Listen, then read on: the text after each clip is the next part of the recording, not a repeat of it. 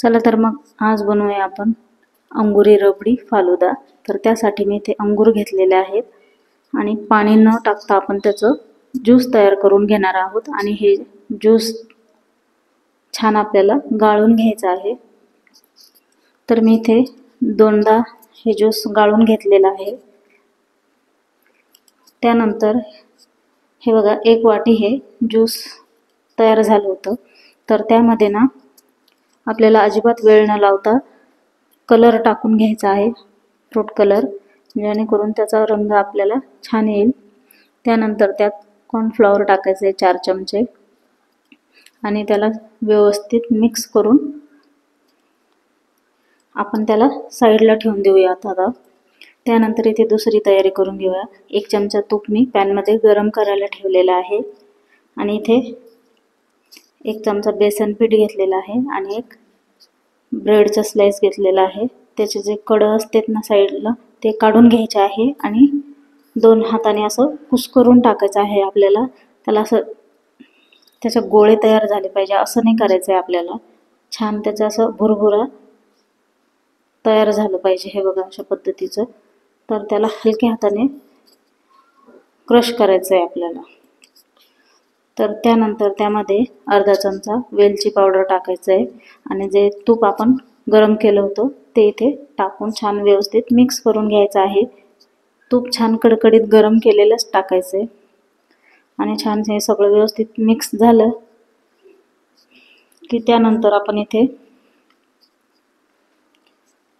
साखर टाकून घेऊयात गोडासाठी।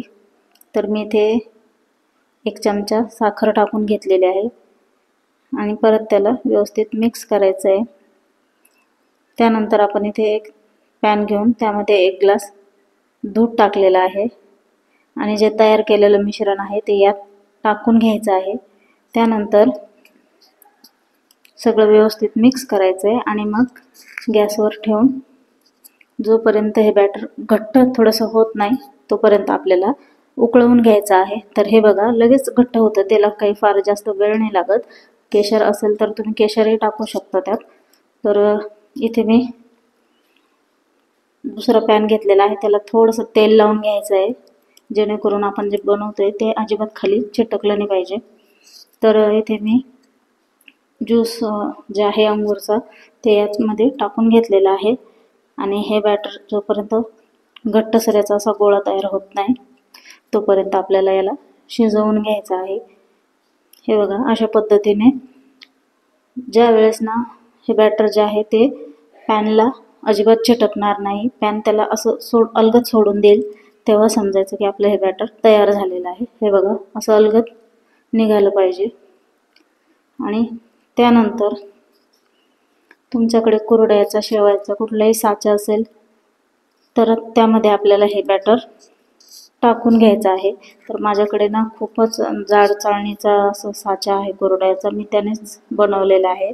तुमच्याकडे जर बारीक असेल तर नक्की तुम्ही तेच घ्या।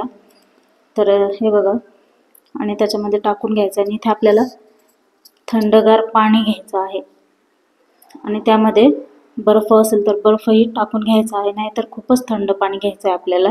आणि हे जे गरम गरम जे आहे फालुद्याच्या शेवया आपल्याला यात टाकून घ्यायच्या आहेत पूर्ण, हे बघा अशा पद्धतीने। आणि त्याला टाकल्यानंतर अजिबात हलवायचं नाही आहे, त्याला थोडा वेळ सेट होऊ द्यायचं आहे, नंतरच त्याला हलवायचं आहे। आणि इथे एक ग्लास घेतला आहे मी काचेचा, त्यामध्ये रूअफजाचं जे सरबत असतं ते यामध्ये थोडंसं टाकून घ्यायचं आहे।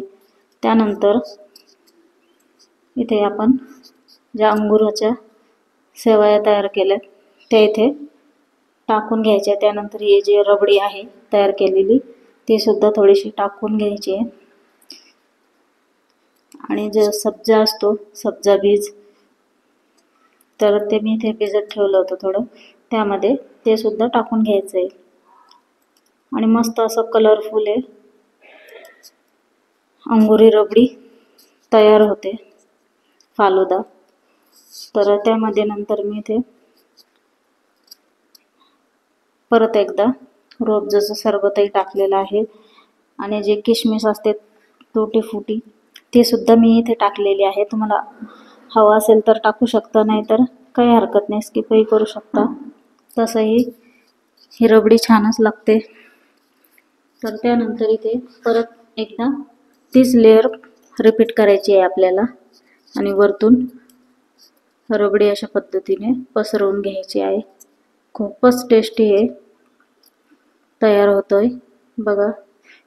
तर खरंच तुम्ही एकदा ना नक्की ट्राय करा अशा पद्धतीने. आणि पुन्हा एकदा तुम्ही डेकोरेशनला असं हे रोबजाचं शरबत किंवा ड्रायफ्रूट हे किंवा आईस्क्रीम वगैरे असं टाकून तुम्ही हे तयार करू शकता. आणि इथे मी आईस्क्रीम सुद्धा टाकली होती, तुमच्याकडे असेल तर टाका, नाही तर तसंही खूपच छान लागते खायला. तुम्ही एकदा खरंच नक्की ट्राय करा. आणि रेसिपी आवडली असेल तर लाईक करा, चॅनलला नवीन असेल तर सबस्क्राईब